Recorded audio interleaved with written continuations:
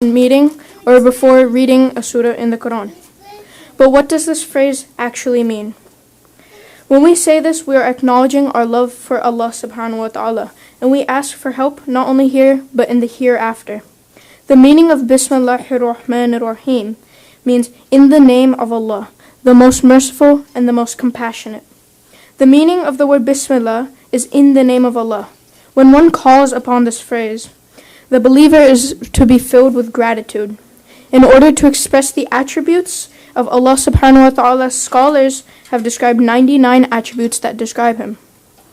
Two of which are the names Ar-Rahman and Ar-Rahim. Ar-Rahman means the most beneficent. Allah has blessed all of His creation with prosperity, as well as His all-inclusiveness in love and kindness. Ar-Rahim, meaning the most merciful. Allah is the source of limitless mercy He bestows upon His believers. When we say Bismillah ar-Rahman ar-Rahim, we talk about and praise Allah subhanahu wa ta'ala for His mercy, compassion, and graciousness upon us.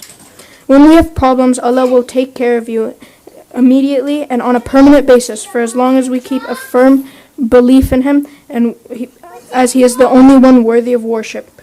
Without saying Bismillah, we deprive ourselves of His blessing, goodness, and ease. Ways all of us could use this blessed phrase more could be saying it during simple everyday tasks, such as before you take a shower, before you brush your teeth, or even just before going out of your home. Jazakallah khair.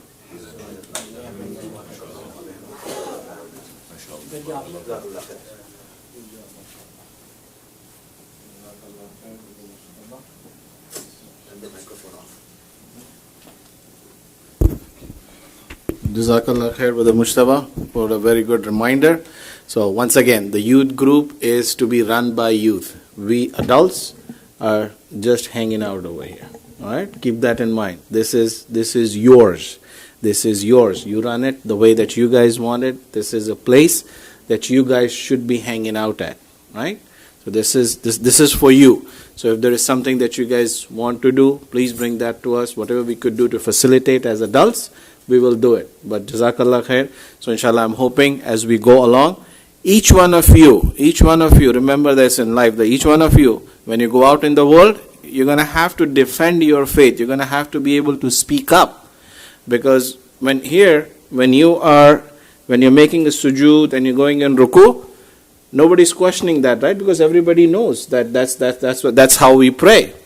But it happened to me when I joined my first job. And in my cube, I put the sajjada and I was praying, and literally a colleague stopped by and he said, "Oh, what are you doing? Are you looking for a mice under the table? What is it?" And then I had to explain to him what I was doing.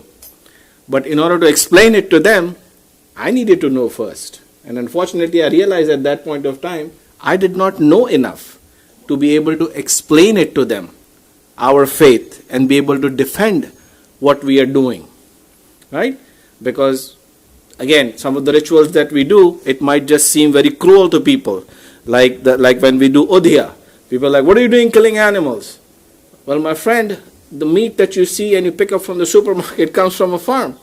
And that's how it is done. But this is part of our deen. You should be able to defend that. So inshallah, I'm hoping that next week, any volunteers for the Khatera next week?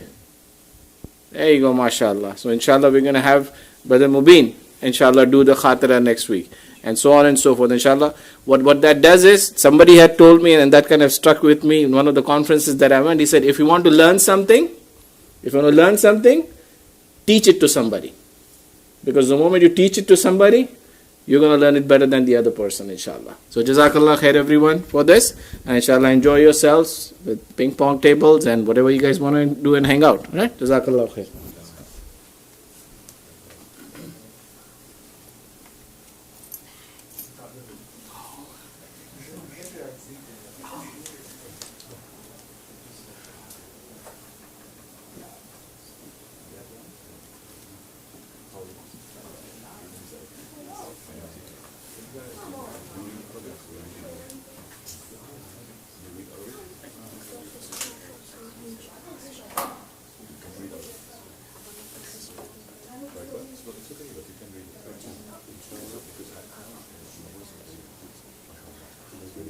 And he puts when you